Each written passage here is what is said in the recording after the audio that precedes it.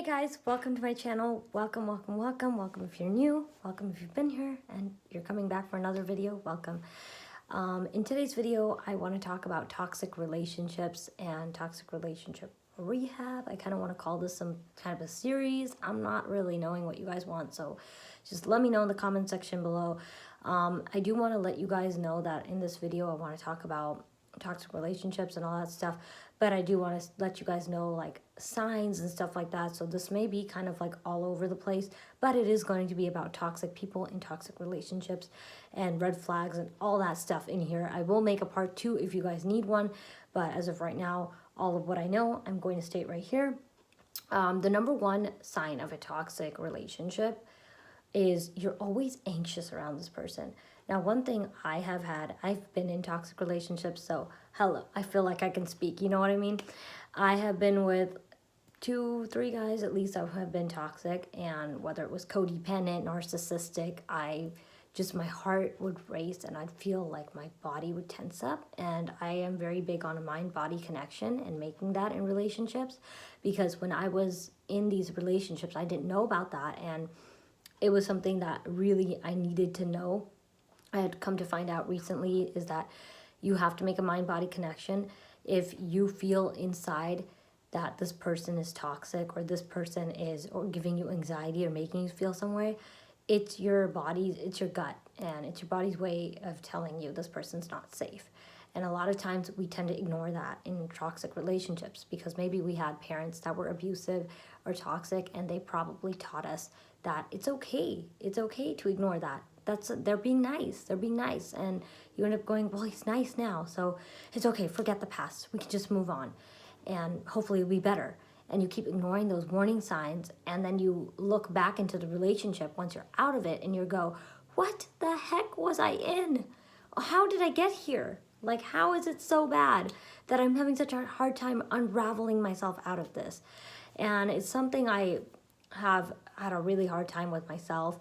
So I do see where people come from when they talk about this. Another one is guilting, shaming, and being just really exploitive and abusive, period. They try to guilt you if you're trying to leave, or they go, one of my exes used to be like, are you sure you want to leave?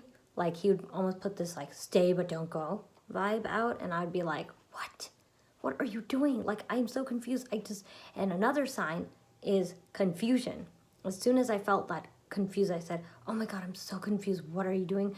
So number one sign is confusion as well.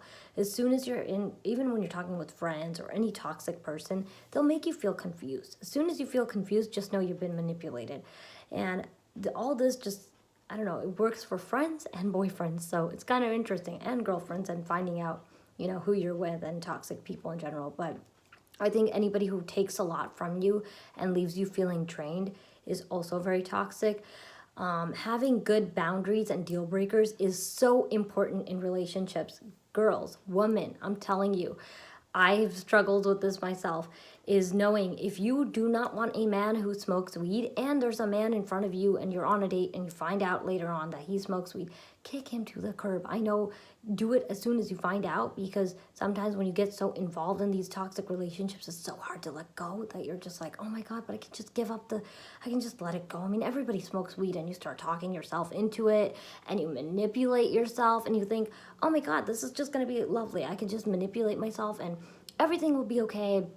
All the problems, him snapping at me all of a sudden. Some people on weed, let me just tell you, they are crazy on weed. Some people like can literally act just, I don't know, they can say some really messed up things to you when they're on weed. I've had it happen to me recently, sadly, and I can't date anybody who does drugs, who smokes anything. I don't know, I can't do that. It's just too much for me. But personally, for everybody's deal breakers and boundaries are different, so please don't judge ones on, you know, people's more harshly than yours. You don't know what your situation is, what you're willing to accept is different than what somebody else's. So yeah, be accepting of that. And another thing is when a man starts to blow up and you feel like you're walking on eggshells, like anything you bring up, you feel like you can't bring things up, like problems, because you're scared, like, oh my God, how is he going to react? Is he going to take it nicely today, or is he going to blow up?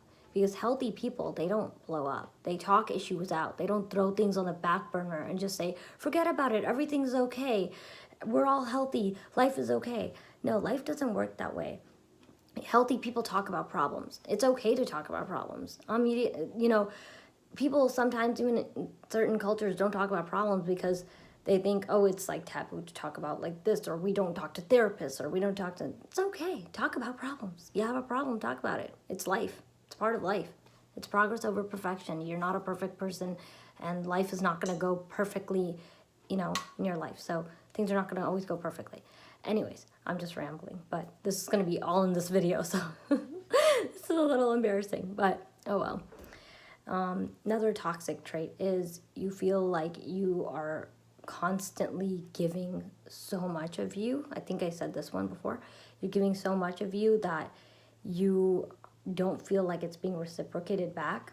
You're not able to talk problems out. You're always being mocked or minimized. Or when you bring something up and you talk about your passions, this person maybe chuckle, maybe look at you like you're crazy because you actually have your shit together and they probably don't.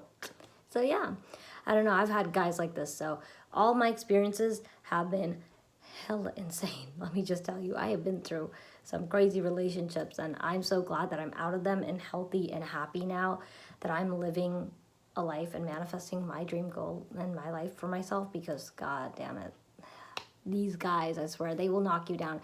I've seen guys come and try to knock me down with YouTube and just see how mad I feel because they know that I have something going for me on YouTube, that they're like, oh yeah, what can I do to mess her YouTube stuff up? I'm like, go ahead, try, because honestly, YouTube is something I love. So usually these guys will, you know, not be supportive, or they'll try and ask, and you know, they'll pretend to be supportive. There's those ones too that pretend to give a shit about you, and really they don't. They're just, you know, doing it for their own gain, or they're just using you for sex or money or transportation or something. Especially these days when you're like in my age group, you know, 26 or in your 20s and you're moved out. Some of you guys even might be looking for a woman to come be your roommate and maybe have her be your girlfriend so you can help pay rent, because California is expensive. Just so you know, having a woman come and help you, or even a man come and help you, it's not going to help you. You got to help yourself. And that's like the most hardest thing for some people to get, but really. Also, another thing in toxic relationships I want to say is sometimes we can be toxic and we don't even know it.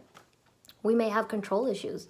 We may be trying to stalk our boyfriend or watch our boyfriend on, what is it called, like on social media, or going through his phone all the time because we don't trust. Sometimes we have the issue, and it's really hard to come forward and say, I have an issue and I want to talk about it. Maybe finding a therapist to do it with, a safe person. Especially when you're in toxic relationships, you will never feel safe. Or you maybe had parents that you can't really confide in or trust. You maybe have a lot of trust issues with people. So the best way to do it is find a therapist that you genuinely like and go to that therapist. And maybe that therapist can, you know, help you out. And hopefully it'll be like a licensed marriage family therapist, because they usually understand relationship issues like narcissistic relationships, codependency, all this type of stuff. And a lot of these things are so common. A lot of people are in 12-step groups like ACA, CODA, Codependence Anonymous, ACA. There are so many things out there to help you that I hate that they're like a secret, and there are 12-step programs that keep it so confidential, but I do understand the meaning behind it of keeping it confidential. But I do feel like there's so much help in programs like that, especially for addicts who are love addicts, sorry, I can't even speak in this video. Love addicts, sex addicts, there's so many type of groups out there, and no judgment on this channel, honestly. You guys, if you guys are toxic in a relationship, you can seek any of these programs for help, and that's what the best part is that we have help out there. You know, some of us might feel like there's no help and there's no slogans, like, you know, there's progress over perfection, there's, you know, let go and let God, you know, if you have control issues, instead of like going and running after your boyfriend all the time. Like I've been through so much that I want to share a lot of the things I've been through with you guys to help you guys get through your day. Maybe something in your life is bothering you about relationships and dating. Hopefully this video helps somebody, and if it does, great. If it doesn't, fine. There's so many other videos out there. Please go watch. But yeah, like, comment, share, subscribe, and please join my YouTube channel for more content like this. I will be making more on healthy relationships next, hopefully. And yeah, there's so many things on psychology topics that I want to make, so hopefully you guys watch. Thanks. Bye.